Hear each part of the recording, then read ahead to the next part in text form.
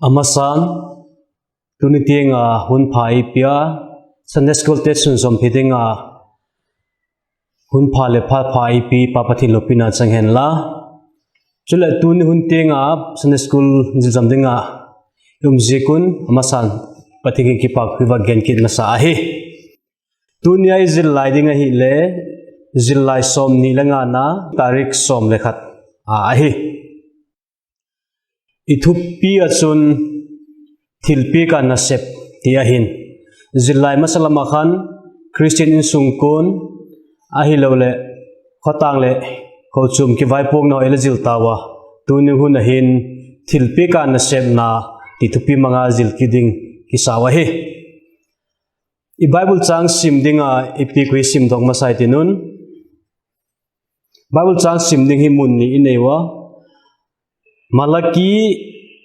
bungthum changi dapat chang som lekha chani simma saitiu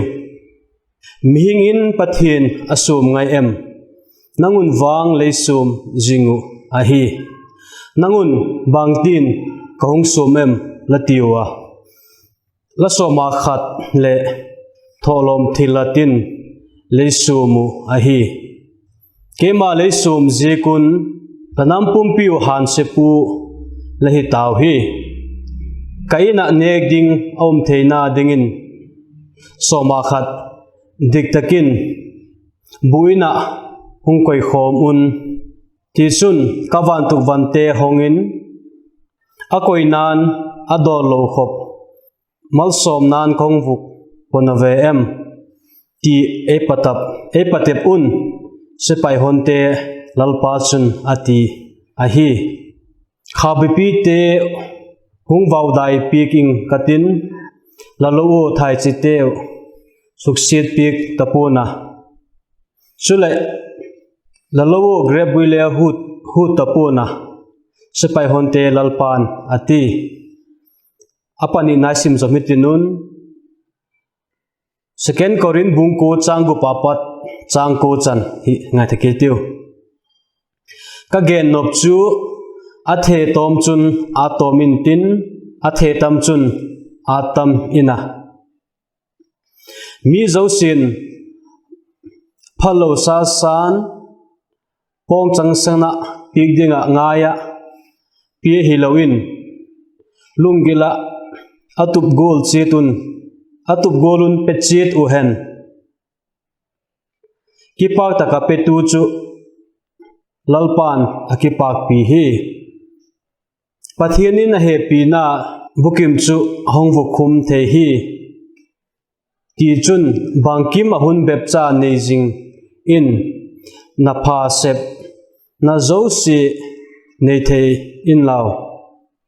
ahom zaka gen thei te kiengin api adigna kumtungin aum hi ti zik golin I Bible chang simte walal pani ma som sakhen la Tunia thupi dingai lagen taksa golin thilpi ka na sep ti gending hi pathian mal somna idonga mitam takin thilpi pethedin uma ki pa ko ma hi je thilpi ka na sep hi pathianin eho adinga ela got sak ela tel sak le amite hidinga alalem got ahi pathian na isep nawa ama lopi tang mai choi hoi thenau chu thilpi ka na isepu hi ahi Jesu Christian le kole ela khom pi lo chu ethe zak pi ka hi tin mathai bung som ni chang som thum na khan alage na hi mal som na tam tak idon te ho hi lal papa ta hin mi tam takin pathir kinga pat mal som na dong nomin idong seko ahin ama kinga pikin na chang hi hesek lo ahi zgol boka chun thagaw lama pathin apa thilpiek na donglo le thagaw mitam tak le ilom khatheu hi zeka chun tu ni hun ahin thilpieka na sep lam hi gen khom dingin ikisa ahi tunai thupi hi boin pathumina khen theya ama sapena chun thilpieka na sep hi pathin thu ahi thilpieka na sep hi pathin thu hi ti gen masalan inom ahi je thilpieka na sephin pathian ki nga piek chaw hilowin midang te ki nga thil piek thil phabol na sep na le kok thei hi a hin la I bible changi sim ta golin soma khat pieka pathian na sep hi again big no ma hi thil pieka na sep hi ko chum te hung phu do ka hi po pathianin ami te bolding le hi ding atep le hi nge zu nge dinga thu piek ala bol chu soma khat piek ding ti hi ala hi a hi malaki bung thum chang som nalam khai ta hi chun buina soma khate hung koi khomun tin again hi chuba yak mi ti le buin ti le big book again na hin ama chun ami te ama kinga soma khat pathimal som na no khapele dinga he phut na hi chule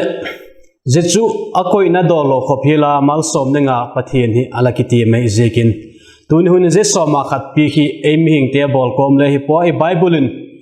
pete te dinga penge nge dinga teble a phut pathin ama chanwo dinga a phut a hi je ka je soma khat hi ipik te dingu a hi chole je soma khat pi hi abraham huna khan alaki panta abraham khan le soma khat hi alapeta a hi Genesis bung som la bung li chang som ni nalam khai te chun Abraham som khat apik na chanchin ilamwa chule Jacob khan le Bethel muna khan pathi kinga pa chap na khan lalpa malai soma lo la thai kan cham malai som la soma khat piding ka hi tin alaki tim a hi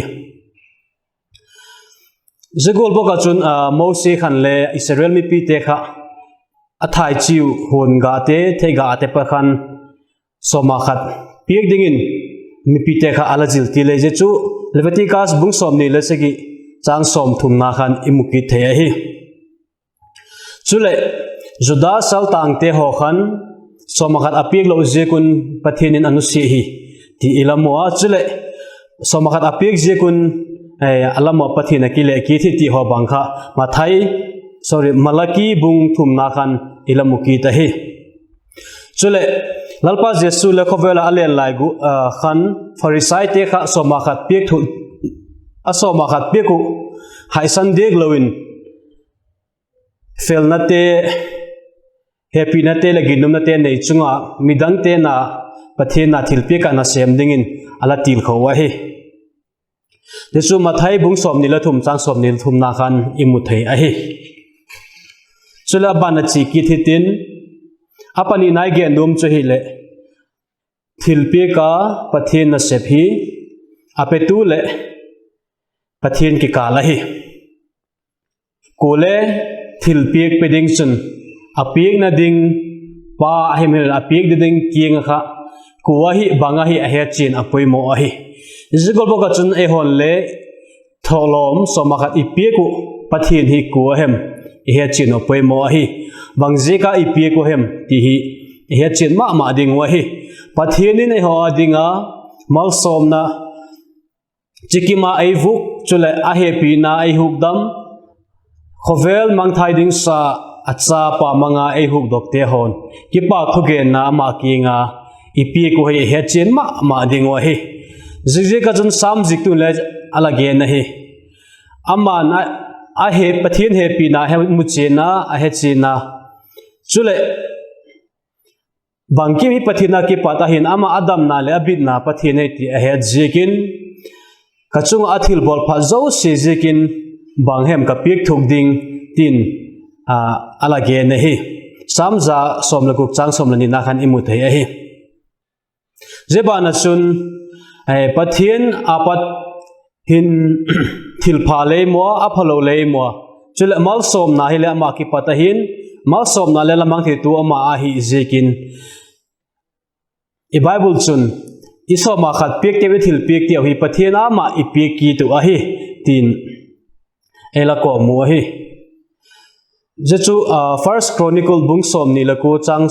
som la li na khan alage na hi pathianin ai mal som na ai pek hi ipek let ki tu a hi chule pathin ke nga thili pek hi mihingin hi happy dan dung zuya ama pat mal som nai don dung zuya pathin thili ipek ki se ko a hi Corinthon ni bungko chang sagi na gen golin ko le isa sa pi hilawa phalo sa pi hilawa ilungila igot bangzela thilpik ipik dingoi bangze ken tele ipathin epetu emal som tu kha ehechen jikun jigola chun mal som na idon delo kha pathinga ipik ki dingwa hi ti chu soma khat pi na chung changa ki jil tilna ai ki da hi chula poi pathum nai gen nom chu hi le thilpik ipik na ding jiku bangze ka pathikinga thilpik hi piding hi wem ti chu gen khom kilen enoma hi masa penin pathian ke nga thilpik ipik ending jiku chu hi le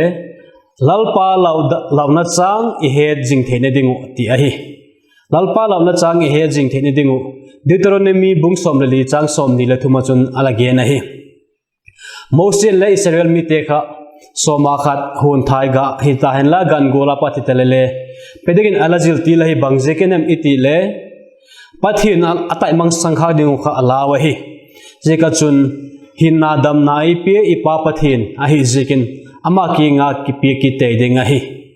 jechu ama pat ewa manglo ning le ama to ki gui job jinga hin khoi ma khom jing the dinga pathin cha te gola yum jing the ne dinga soma khat thilpi kha pik dinga hi ti imu hi chula pani na sun aina nek ding om theina dingin ti ai ki thi thung lu hu na chun levi cha te ho kha Israel te go chan bang ma ala chang loin ala omu hi ahin la ama hui tempula pathina sep jikun je tempula na sem levi cha te nek ding a chun soma khat kha pi dingin pathinin ala ti ma hi Zigol boka chun soma khat ahung puk teo kha tempula na sem tele pathin mina thimpu na sem te khan de chu ala na se ko hi Zigol boka chun I Bible khan imu et kit na chun buina ati khan a big book a je samat hung sung khom di ti kha je big book chu be me ti le ele tu a I bikin I ko chum ke khom na hi je ka to soma khat hi bikin a pik ding choi khom sek ding ti imuki thaya hi chule is not financial committee te hin soma khat ko chuma tholom pik dan eligible sa ko oma je chu pathian gama hin zalaka som nga pik ding chule gam thaka za som thum pik ding chule tul sunga za som ni ti khan election sa ko izigol boka chun e hon le izui dingun ichu ko hompin thupung nai la nei sa ko he chula pathum na chun pathian gam ke le na ding ti hi ki the stholom pi khi so ma khat pi khi pathian gam ke le dinga poimo ma na sep pakhat a hi Jesu Christ le khovela alen lai khan anung zui te ke khan chiun la gam tin na chan chin pha genin muntin gam tin na kolkil lia chia pathin thu chan chin pha pung ja ding ela so la hi Zigol boka chun to ko chum te ho hele zem thupi mang cha kha pathin na sema agam ke lendinga kisai hi zekin tholom tam tak ipi khoma pathil al gam na isep khomwa agam ke le dingu a hi la phok tu na lagen golin thilpe ka na sem ningin lalpan e ko ti la lai la se ka hi kha zigola chun thilpek lama ha pan thak ding lalpa gam ke le ni dinga na sem ki dingin izillahin again ki no ma hi chule apali ninga chun pathin ke ki pak thu gen na le ama choi hoi nan soma khat tholom thilpik ipiding wa hi mi hing te hin pathin mal som na imu te ho hi ama pat imu hi ti he china ama ki ki pak thu gen na ama na phut soma khat tam le hilo somla ka pakhat kha piki ding kha ichu ama I choi hoi na le ama kinga yum jing hi ama na ise mi ginum takin pathin na ise mi ti he jing dinga ichu I bol dinga he chule a choi hoi na thilpek phatakai pe ga he chun pathin thu zom he chule ama ile I choi moi kit a hi chule sol cha ko khan le ti na la gen a hi ama adinga long na zo si chu chanan ka go tai ti a hi Philippi bungthum chang sagi na khan imu a hi zgola chun e adinga I long na ipa chum ni zo si khale Christian mina changama somokhat pik anga hi ti chu gen dok ki no ma hi chule mi hing te in pathi mal som nai dan soma khate ho hi pi khak sa isa I piek pha le gen thei umin kingai se ko hi a hi lap pathianin bai ma gen chuiti le soma khat ka bekena hong choyun la e patepun ati hi bangola patep ding iti le amal som na chu simsel lo akoi na na do lo khopa mal som ningin pathian hi akiti ma hi zeka chun ama hi patep dile fi ngam dingin om zikin ehon le tak sang tang main hang san tamin pathian na soma khathi ipeding wei ti su izil line ezil sang no ma hi sule atop na dingin I chang vop kha vaksim dok ki thetiun dunia izil la chang vop ap ko hi le sam zala som laguk chang som le ni nai hi kachung athil bol phat zo se zekin lalpa kengin bangahem ka piek thuk ding ti hi chang vop hi chule gen khom ding kha pani inaya hungsim dok katin je kha ilung them ngai to zuitin atheile comment lama le gen khom din kisal 11 phan tin soma khalal pa chanwo hi ko chuma piek ding a hi lain polama pi yum seko jechu bangola ngai ding a hi em ti a hi pakha na chon apani na chana ile pathian kinga tholom soma khatte ho ipek je kamal somna idon teu gen khom hi le ti a hi chanchu tu nyai zil theila phana alpa ne mal som sak ta hen ke pa ke